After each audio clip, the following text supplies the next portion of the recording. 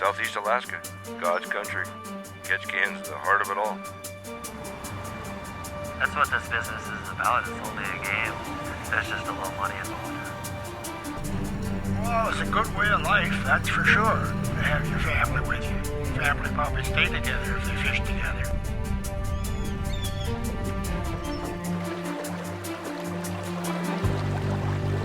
As soon as the cruise ship comes in over the border, they're going to see these fishing boats. I think it looks good for the future for Ketchikan and the fishery.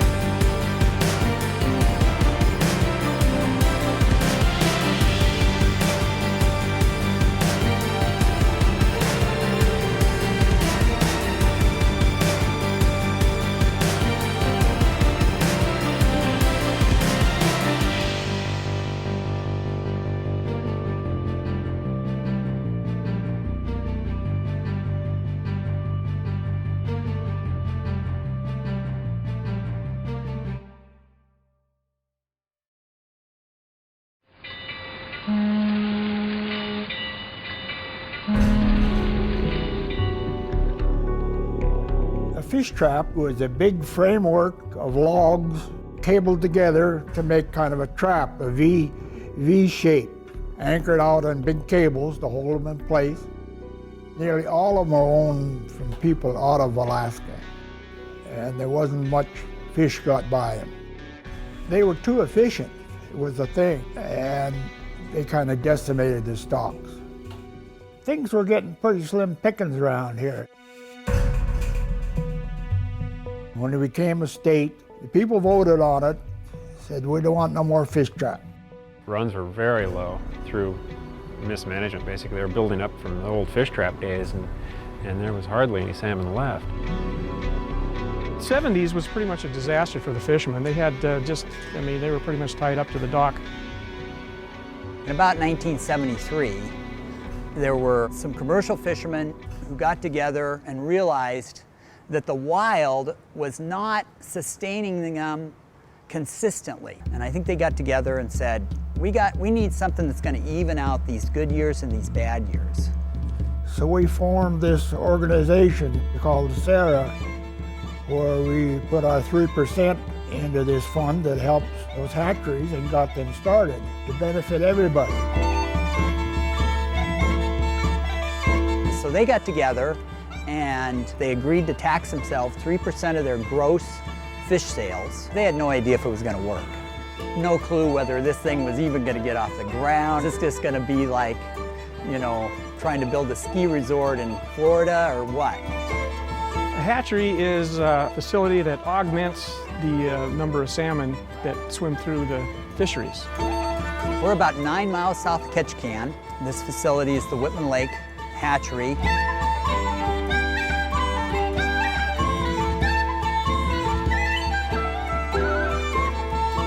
Initially, we had to go into the wild and collect eggs. The fish return here, and we remove the eggs and the sperm from the adult fish returning and incubate the eggs here before they're released. I mean, 99.9% of that fish's growth is wild.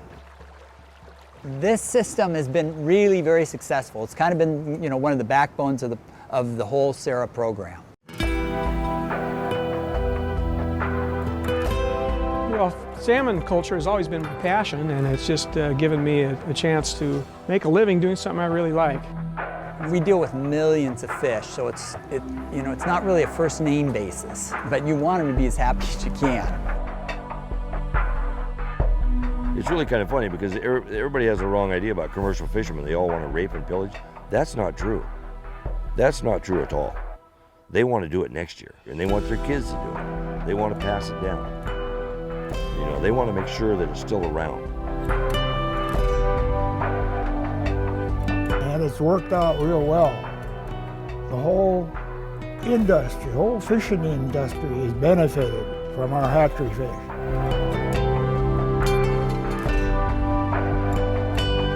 those fishermen down there will flat out tell you, we wouldn't be fishing down here if it wasn't for that relief site. I started as a cook, came up from Seattle. You know, once you cook a little bit, then you learn everything in the pilot house, and you learn everything in the engine room, and of course you've already learned what's going on deck. That's the beauty of Alaska. If you work hard, and on the deck of a boat, people see you work hard. There's no hiding it. You're not in an office. People respect that if you can do the job, and you can become a captain. I was a tender captain for about 17 years.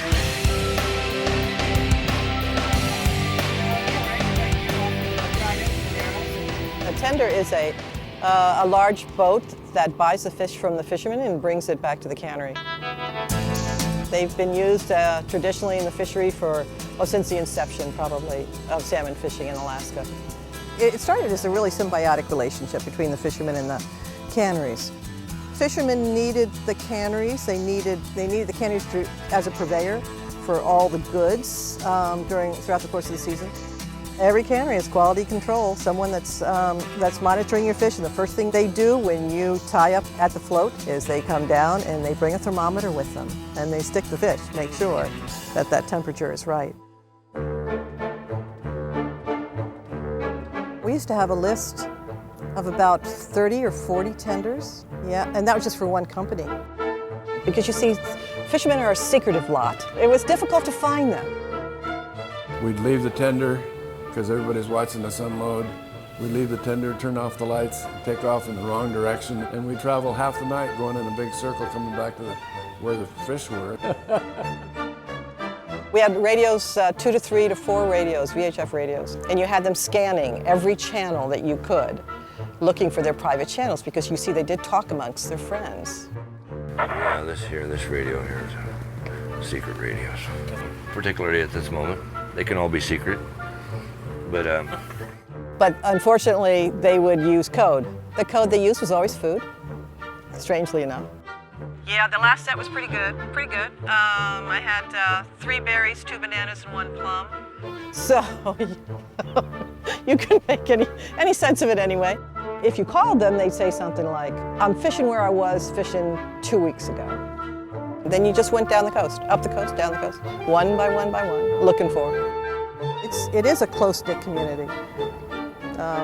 You know, I don't know whether we've all run from something or we've all run to something, but we're all here. And as they say in Louisiana, because we're not all there. My father, growing up on same boats, he was fishing all his life. When I got started in the industry was in a work program after school, a couple hours after school every day, and got to do a lot of different things, so it kept me interested. We make sure it's a high quality. Taken right from the tenders right away, the appearance is the high quality for us. Everything's headed, finned, gutted, goes down the line, put into cans. They'll get in there and they'll take out any loose skin or any bones that are sticking out. And from there, taken right into the cookers. In the fish house, they can do like 130 fish a minute. Everything's put on a hopper and run down the line. They're all headed, gutted. They're not finned like the canneries. And then they'll go down the end of the line where they're weighed. The fish is taken, there's a glaze put on it which protects the fish. And then put in the freezer right away and frozen. We'll package them up and send them up however they want them shipped. If they want it fresh going across the country, truck it right out of here.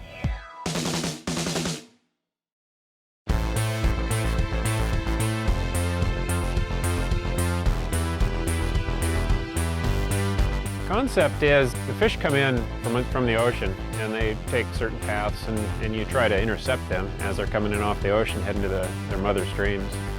You set a net, the theory is the fish swim into this and they get caught by their gills. My wife and I, Ladonna, have a gill netter. We're here gill netting south of Ketchikan right now. I kind of grew up around fishing. My grandfather was a troller. I decided that was what I wanted to do as a young boy. My husband could row a boat before he could ride a bike. Someone asked me one time, they said, well, when are you and Ole planning on retiring? And me and Ole are there and we're just like, well, what do you mean? We eat a lot of salmon. They swim wild and free and they eat the sea's natural marine life and they build their muscles and it makes for a tasty fish. Looking for fish coming in. You know, we can slow the drum down. The boat's going back into the net fairly fast, so if I see a fish coming, I'll slow the drum down and it'll slow the boat from drifting over the top of the net. I've had so many people tell me, how can I do it? I'll jump overboard or push my husband overboard, you know? And I said, I don't know. I spend my whole life with Ole and I love it. We're each other's best friends. You know, if you're each other's best friends, then why would you fight? I was going to commercial art school in Seattle. I'd go out and have pizza and whatnot every Friday in a pizza joint, and there was a nice looking waitress there, and one thing led to another.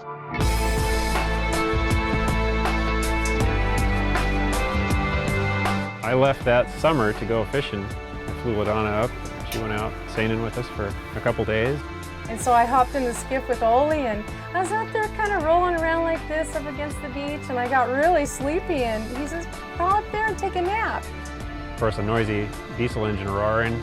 She curled up on top of the engine cover and went to sleep, so right then I knew she was the one.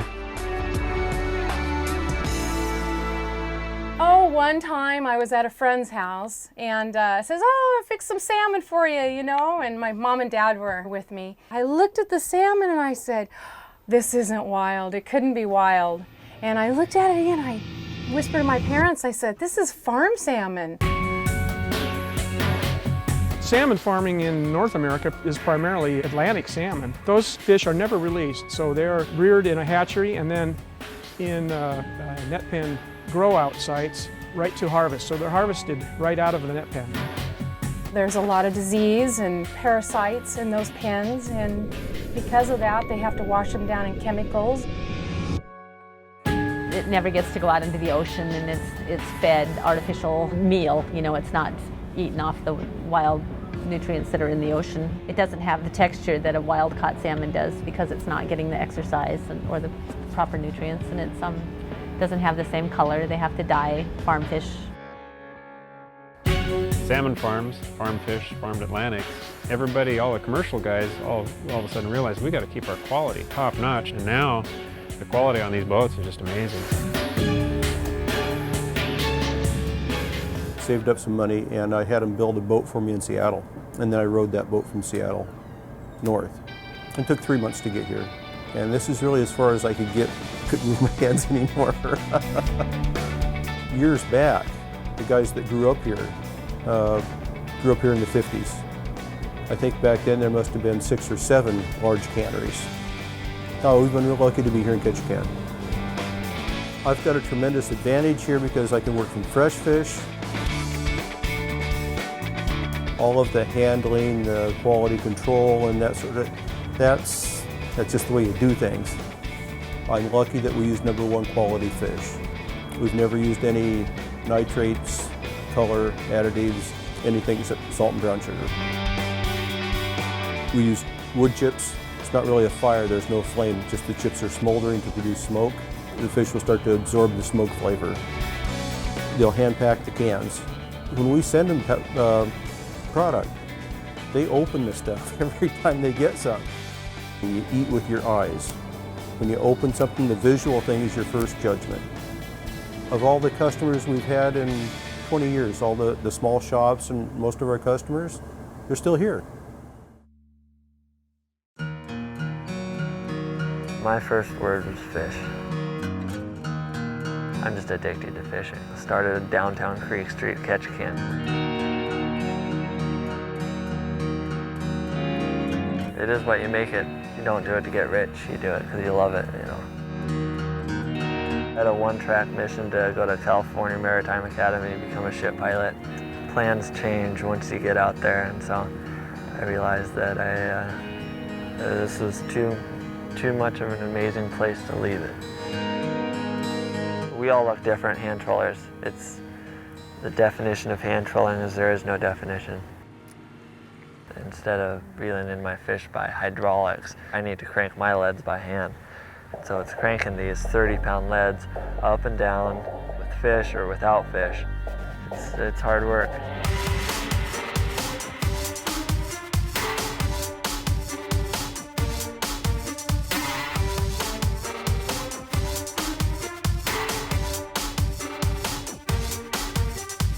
Individual care is the name of the game. It's what we pride ourselves in. This is your final product right here. It's clean, fresh Alaskan salmon.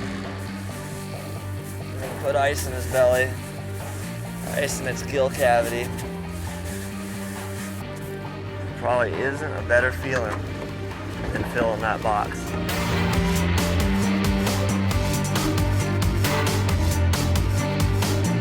Well, you'll find in the hand trolling fleet, it's either a starter, and the guys that are hand trolling are wanting to move up to power trolling, because your shoulder only lasts so long before you blow it out.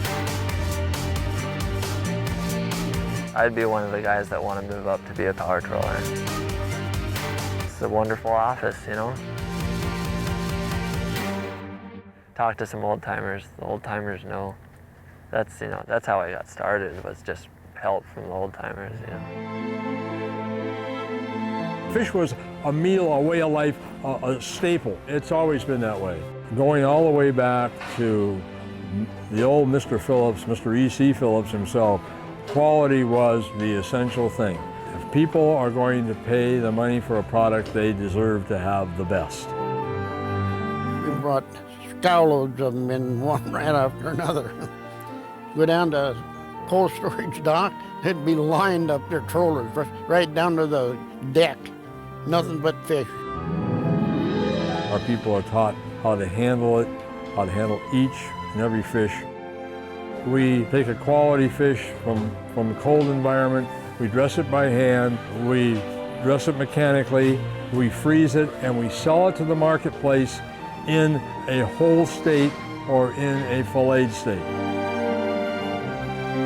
I started fishing when I was 1948. I was 14 years old. It's great. Used to catch a lot of fish.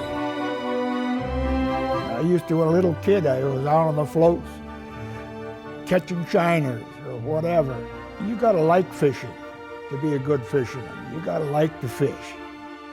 It's a all new generation of fishermen now. And that's what the fleet's all turning into, as young fellas. They're smart. They're very smart. They know quality is number one. Sustainability and quality are tied together. And that was instilled in his son, and his son has instilled it in everyone else who works for this company.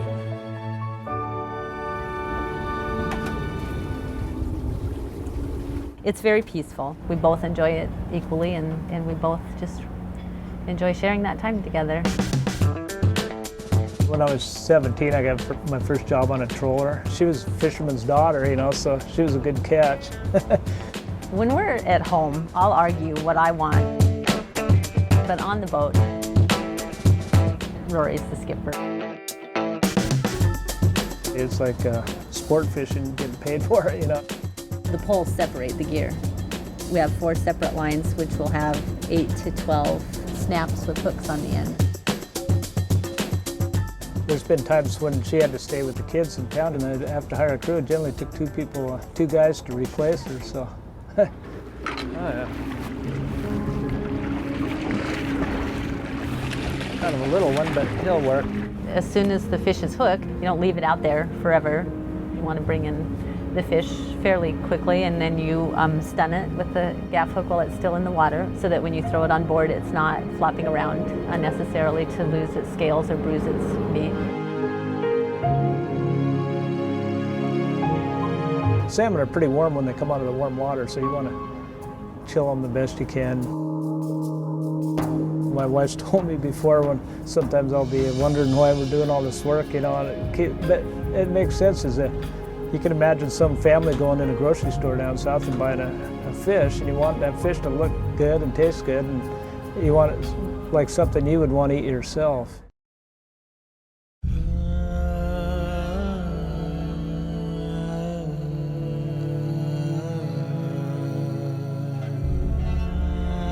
Partaking of what the ocean gives us, and the health of the ocean is one of the most important things there is to all of us. We've done it our whole lives, from generation to generation. One of the enjoyments of the world is one, being with your family, and the other is having good food to eat. I mean, the whole family gets to enjoy it. We take active part in the fishery, and it's a way of life. It's important that it stays healthy. That's the most important thing.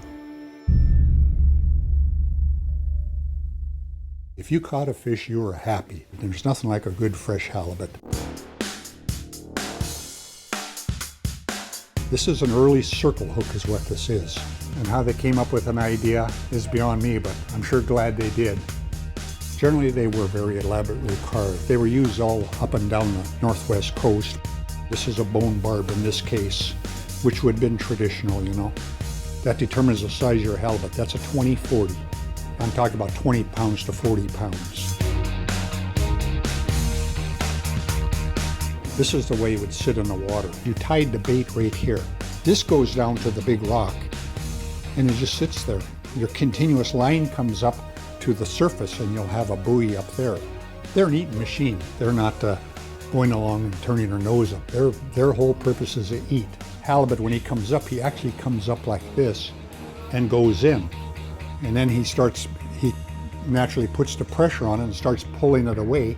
When that happens, he'll start towing it. And then I'll be up behind a log up on the beach watching with my binoculars, with my hobo coffee going in a can. And as soon as I see my fin come up, I'm going to race out there with my 6-horse to retrieve him. They've probably been doing this for centuries.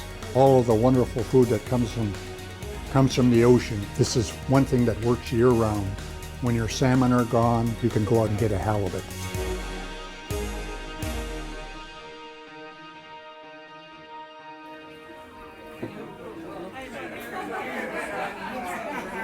When I was a kid in the 50s and I trolled with my dad, and I'd be dressing king salmon all day, gutting them and stuff, and I'd save a bucket full of guts. We got anchored up, and I'd just bait my hook, and I'd catch halibut.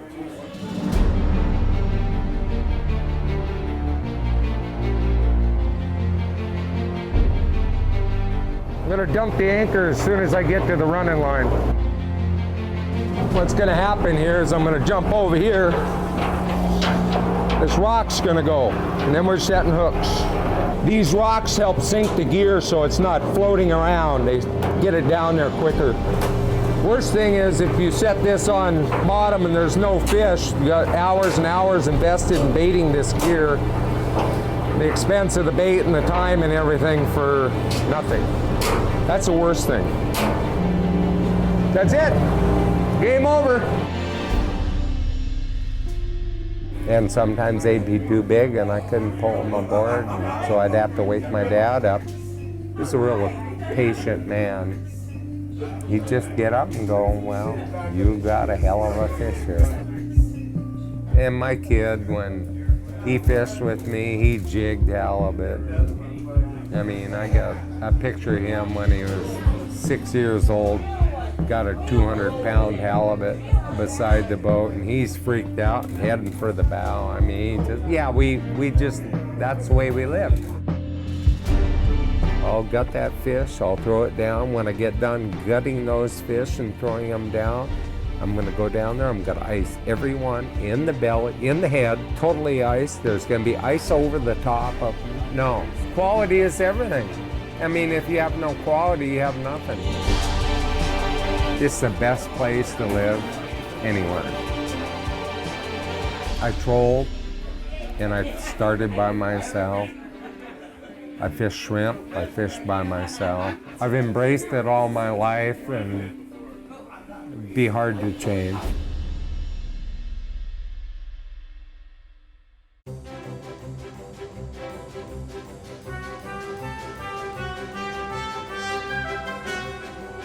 Fish have tails, man. They swim really fast, faster than you could imagine.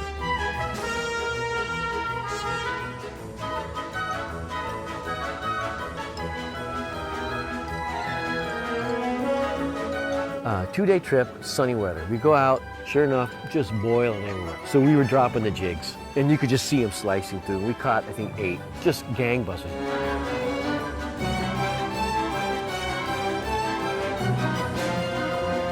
This stuff is the best food you can put on the table. We eat fish 5 days a week. My wife likes the king. Those are fun. I mean, I can feed a family. Sport fishing. That's a nice coho. Lingcod, halibut, salmon. How spoiling is that? Well, heck, I might as well do it right now. So see, this is the trolling gear. Downrigger, flasher, 50, 60 feet of line, and boom. Philippine bolo, Peace Corps. Can't stop fishing. It's gonna be hard to give up. You could raise chickens, maybe. That's a lot of work. This is an animal that lives in water. Take care of your fish, they'll take care of you. Chuck, you can't buy these anymore either. They're out. I think the only way I'll have to give it up is when I just get too old to move around that silly skiff. I think people like skiffs around here. Ketchikan, of course, we have the big sign that everybody sees. Ketchikan's the salmon capital of the world.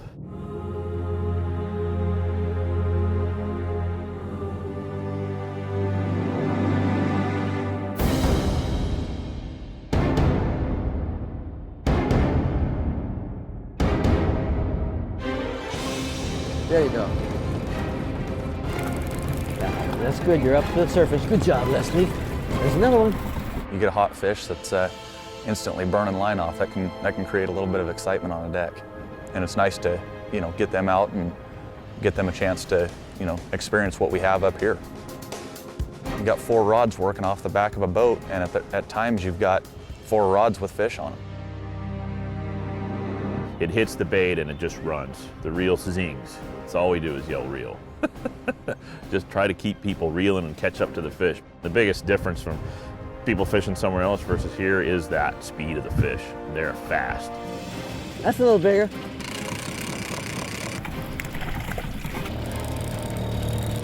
See the expression on the kid's face. The first salmon he catches is the first halibut he catches. They get to have some one-on-one time with somebody that's passionate about their job, and I get to do the same. I get a lot of people that say it's one of the best times they've had in their lives, just seeing the amount of action that you can have down here in Ketchikan. Sweet. That's 2. Leslie, you're on fire. Yeah. I don't know if I'm superstitious, but I just don't want to push my luck.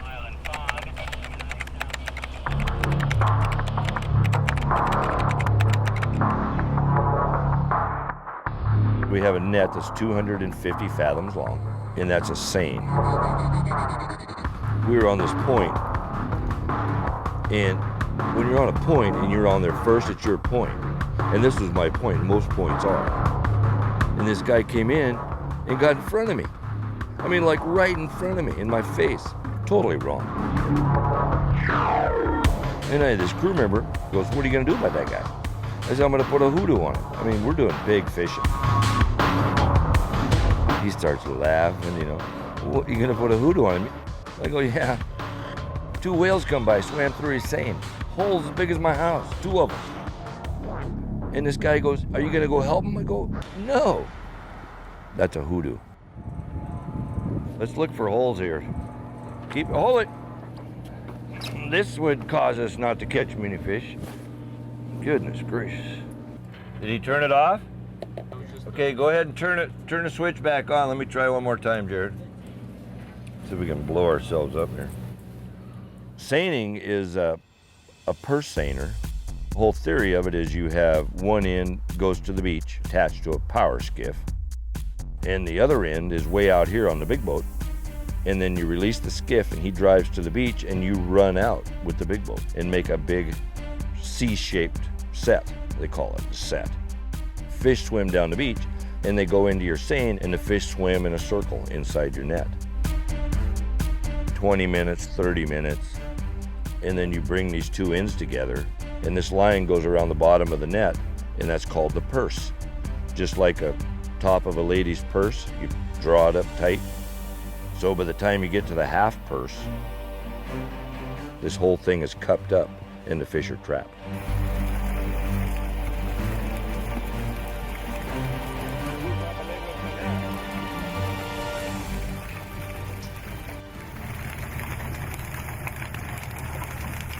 My job is to manage the commercial fisheries here in Ketchikan to, keep the species ongoing.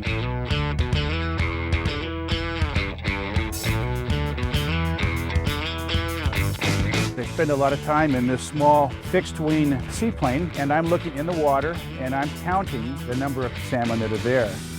I have learned over the course of years, if I see a big pool full of fish, that may be 5,000, 10,000.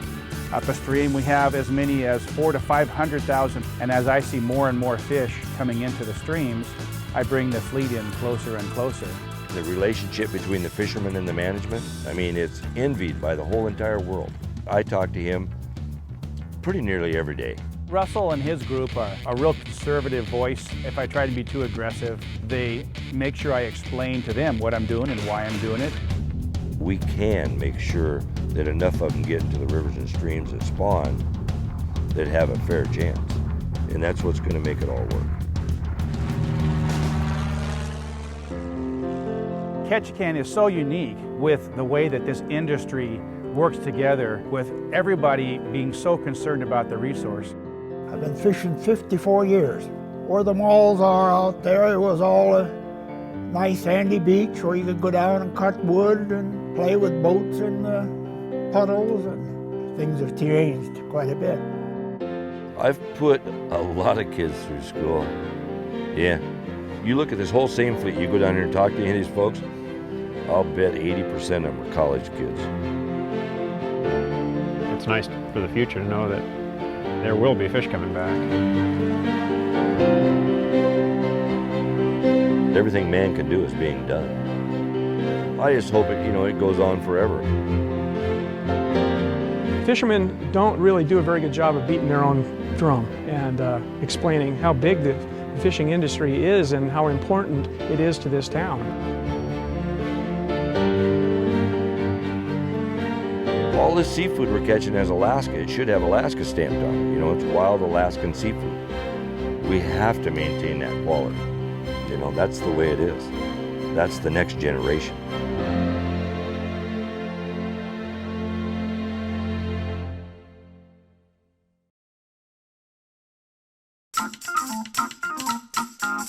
You're not eating those berries, are you? Off that bush? Yeah. How'd they taste? Great. Okay. Life's good. Once the egg develops a fish inside and you can see the dark eye, you can bounce it on the cement. He's that tough. I didn't like the whole candy bar for breakfast thing. If he was in here, he'd be just gone. He was like, what? We're gonna eat what? Mmm. Delicious. That was awesome.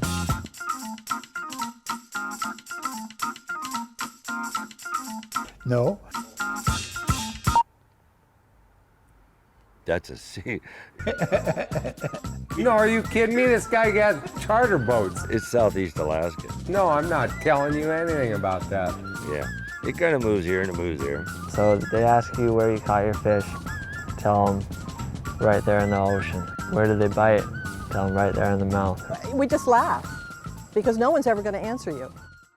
First year I seined was 1976. That was my first year. I haven't really counted them. Is that 30? Man, you're making me feel old now. I still have all my hair.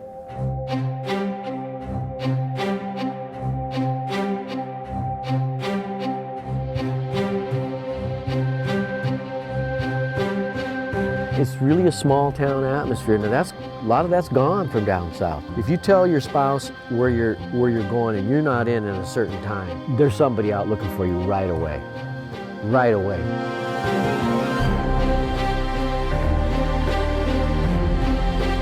I'd like them to keep managing it like it is. Err on the side of caution. We used to have a lot of ups and downs in our fishery. We'd have good years and bad years. It seems like it's more leveled out now.